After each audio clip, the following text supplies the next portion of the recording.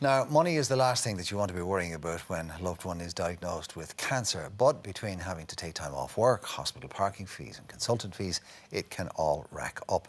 The Marie Keating Foundation offers a comfort fund to support families financially during difficult times. This morning we're joined by breast cancer survivor Bernie Walsh and CEO of the Marie Keating Foundation, Liz Yeates, who's also a cancer survivor, to hear more about the foundation and why this comfort fund is so very, very important. Good morning to you both, and thank you both for joining us.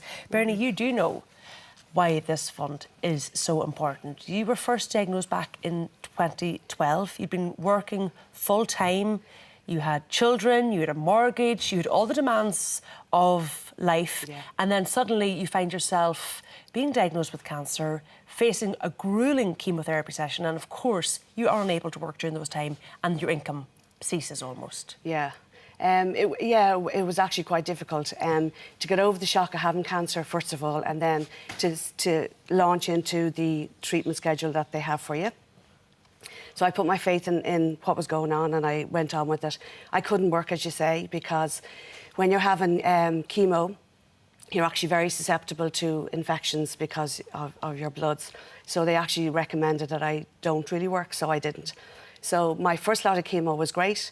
It was every 2 weeks for 8 weeks, and I launched into it, not a bother. And 2 big syringes they were putting into me every time I went in. But one was gold and one was clear, so I kind of thought, sure, look, we'll call it Southern Comfort and 7-Up, sure, you'll get rid of that. That'll be grand, you'll get away with that one.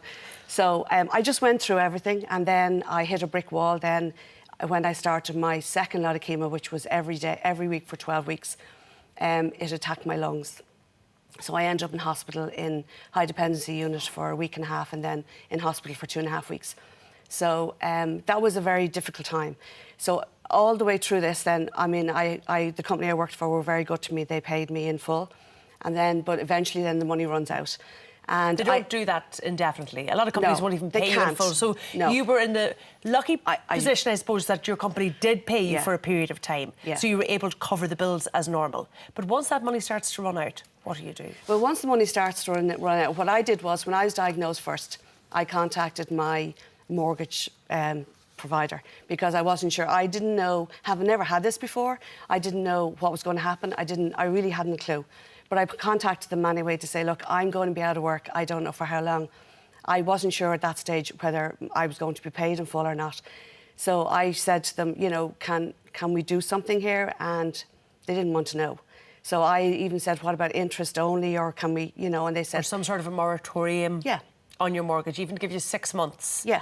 And hopefully you're back on your feet. No, they didn't want to know about it. So I just toddled on and said, OK, we'll cope with this. So it worked OK for a while until the money starts to run out. And then when the money starts to run out, you have to actually be realistic and look and see, well, you know, what... I have bills to pay. I had household bills like everybody else does.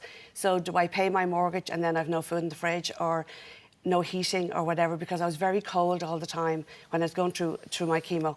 And even though it was summertime, I was cold, so the heating had to be on. So it was a case of, I sat down, I worked out, well, I'd have to pay X amount for my mortgage and then the rest would go on bills. Sometimes I couldn't pay my mortgage because everything just got on top of me. So with the result then that I ended up going into arrears. And it's after taking me until kind of last year, really, to get out of that. Now, my family and friends were absolutely fantastic. I had great support, I genuinely did, but I'm a very proud person, and it takes a lot to actually ask for help. And eventually I did, but like, you know, and as I said, family and friends were fantastic, but like, you have to, I want to pay that back, I have to pay that back. So I can actually say now I've done it, but it's after taking me from 2012, well, 13, till last year, beginning of this year actually, to say I'm back on the right footing again. Liz, this is where the Comfort Fund comes in, and this is what it's designed for. Absolutely, Mark. Every year we would give out in excess of about 500 grants to support 500 families throughout the country. And behind every single application which comes into us at the foundation, there is a heart-wrenching story. And our fund is limited. We are not government supported, so we are totally reliant on fundraising efforts to raise funds for our fund so we can support as many families as possible. Can you put a figure on that 500 grants, what the cost of it is? Yeah, well, the maximum amount that we can give out is €1,000. But in the last 18 months, we've had an increase of 338% on the demand on that fund. So we try not to turn down anybody, but we really are here to support those people who are really in financial difficulty. And but you're looking at a minimum of $500,000 a year. Well, yes, it isn't minimum, quite that much, out. but we give up to 1,000. So that some grants are just for maybe €250, €400, 500, and the maximum is 1,000.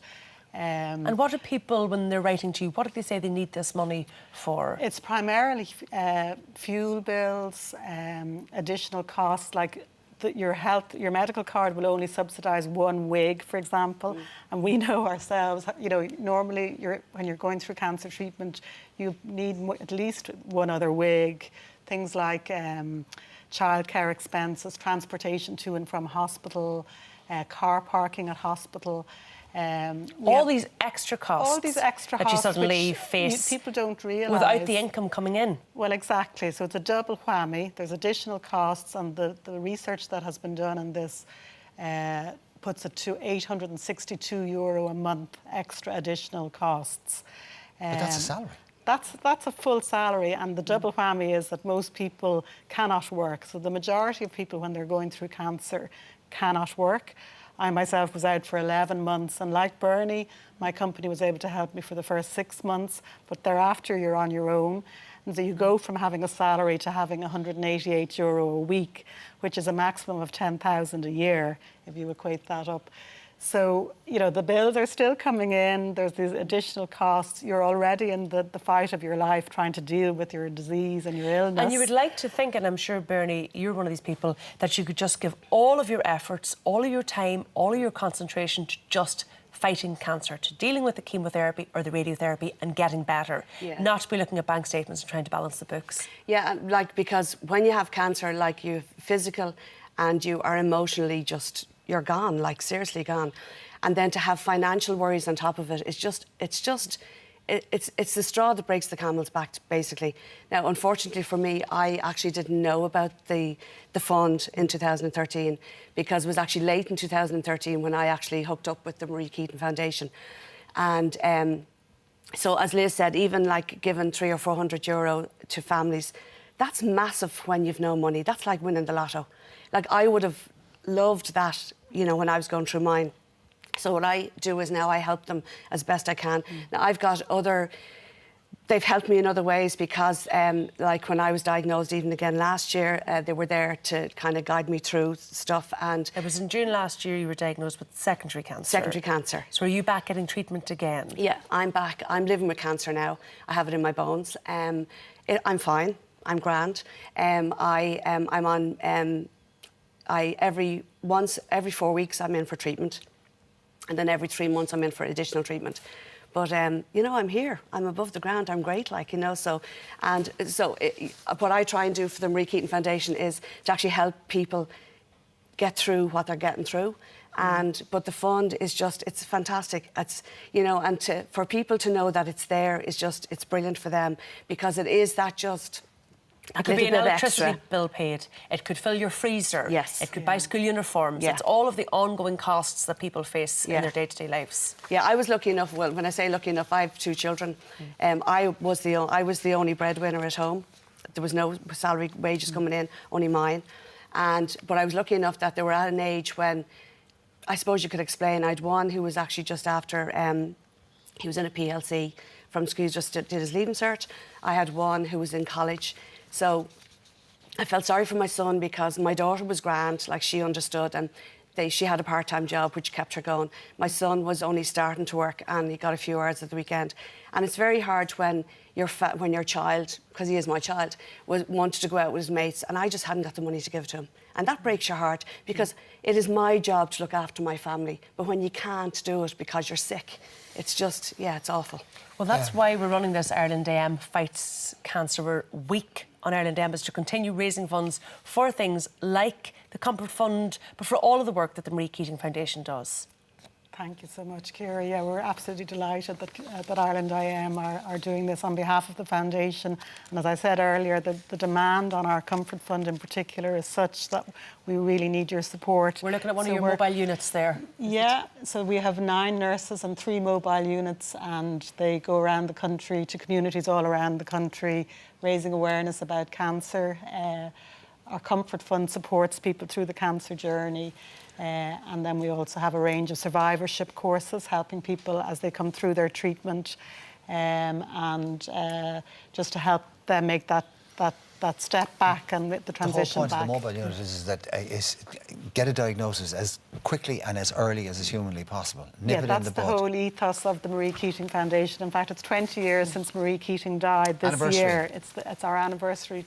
And in the 20 years, the Marie Keating Foundation has supported 230,000 people and educated people about the early signs and symptoms of cancer, and which is that just so important early detection message. Well, we're going to be discussing this right throughout the week on Ireland AM. Bernie and Liz, thank you both so much for joining us this morning. And if you would like to support the Marie Keating Foundation, you can text Marie to 50300. That's 50300 to donate €4, and a minimum of €3.60 will go to the foundation.